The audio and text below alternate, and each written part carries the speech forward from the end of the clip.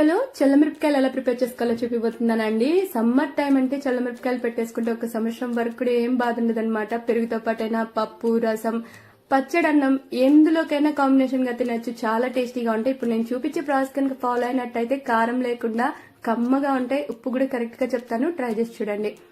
వీటిని కొంతమంది ఊరమిరపకాయలు, మజ్జిగ మిరపకాయలు, అలాగే ఉప్పు మిరపకాయలు అని కూడా పిలుస్తారండి. ప్రిపేర్ చేసుకోవడానికి నేను ఇక్కడ 1.5 kg వరకు పచ్చిమిరపకాయలు తీసుకున్నాను. వీటిని మనం ఏ సైజ్ అంటూ లేదండి, ఇలా పెద్దగా ఉన్న వాటిని తీసుకుంటే మనకు పెట్టుకోవడానికి ఈజీగా ఉంటుందన్నమాట, అంటే కట్ చేసుకోవడానికి అలాగా. సో నేనైతే పెద్దవి తీసుకున్నాను. వీటిని ఒక 2-3 సార్లు నీట్ గా వాటర్ లో కడుక్కున్న తర్వాత ఏదైనా క్లాత్ పైన వేసేసి జస్ట్ తడి లైట్ గా పొయ్యేలాగా ఆరబెట్టుకోండి. మరీ ఎక్కువగా ఆరబెట్టాల్సిన అవసరం కూడా లేదు. సో ఈ విధంగా తడి మొత్తం తుడిచేసుకున్న తర్వాత వీటిని మనం కట్ చేసుకోవాలి. దీనికోసం మీరు షార్ప్ గా ఉన్న నైఫ్ తో ఈ విధంగా మధ్యలో అయినా కట్ చేసుకోవచ్చు.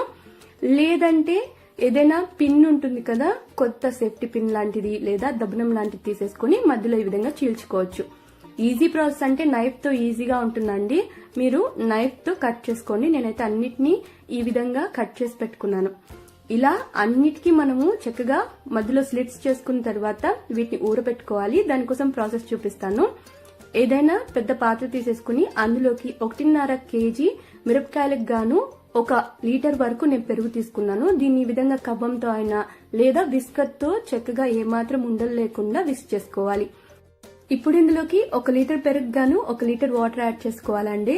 మీరు ఈ క్వాంటిటీ వచ్చేసి 1.5 kg మిరపకాయలకు గాను 3/4 లీటర్ పెరుగు నుంచి 1 లీటర్ పెరుగు వరకు తీసుకోవచ్చు. నేను 1 లీటర్ తీసుకుని అందులోకి 1 లీటర్ వాటర్ యాడ్ చేసుకుని కలుపుకున్నాను. ఇప్పుడు ఇందులోకి సాల్ట్ వచ్చేసి 150 గ్రాముల వరకు తీసుకున్నానండి. ఇది రాళ్ళుప్పు. మీరు ఈ క్వాంటిటీలో వేసుకున్నట్టయితే మిరపకాయలు వచ్చేసి మరి ఎక్కువ ఉప్పుగా లేకుండా కరెక్ట్ గా ఉంటాయి. మీరు కాస్త ఎక్కువ ఉప్పు తినే వాళ్ళైతే 150 గ్రాముల నుంచి 200 గ్రాముల వరకు ఉప్పు యాడ్ చేసుకుని చక్కగా మజ్జిగలో కలిసేలాగా మిక్స్ చేసుకోవాలి. ఉప్పు బాగా మిక్స్ అయిపోయిన తర్వాత ఇందులోకి మనం స్లిట్ చేసి పెట్టుకున్నాం కదా పచ్చిమిరపకాయలు, వాటిని యాడ్ చేసుకోవాలి. అన్నిటినీ వేసేసుకున్న తర్వాత చేత్తో అయినా లేదా ఏదైనా గరిటెతో మొత్తం మజ్జిగలో కలిసేలాగా మిక్స్ చేసుకోవాలండి.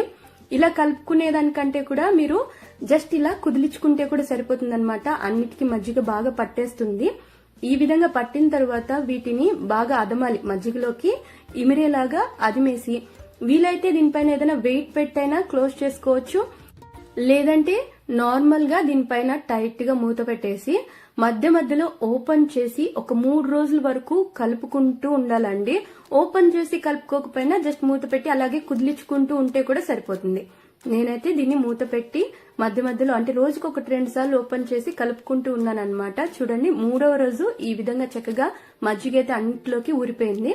ఇలా ఊరిన తరువాత దీన్ని మళ్ళీ ఒకసారి మజ్జిగలోకి బాగా ప్రెస్ చేసి తరువాత ఏదైనా మంచి షీట్ వేసేసుకుని దానిపైన వీటిని ఆరబెట్టుకోవాలి. ఈ విధంగా మొత్తం అంతా ఆరబెట్టిన తరువాత మజ్జిగ మిగులుతుంది కదండి, ఆ మజ్జిగని ఏదైనా మంచి నీడలో పెట్టేసుకోండి. నీళ్ళలో పెట్టి ఇవి ఒక రోజంతా డ్రై అవుతాయి కదా, డ్రై అయిన తర్వాత ఈ మజ్జిగలోకి మళ్ళీ వాటిని వేసుకోవాలి. ఇది 1 డే తర్వాత చూపిస్తున్నాను చూడండి. బాగా సగానికి సగం ఎండిపోయాయి.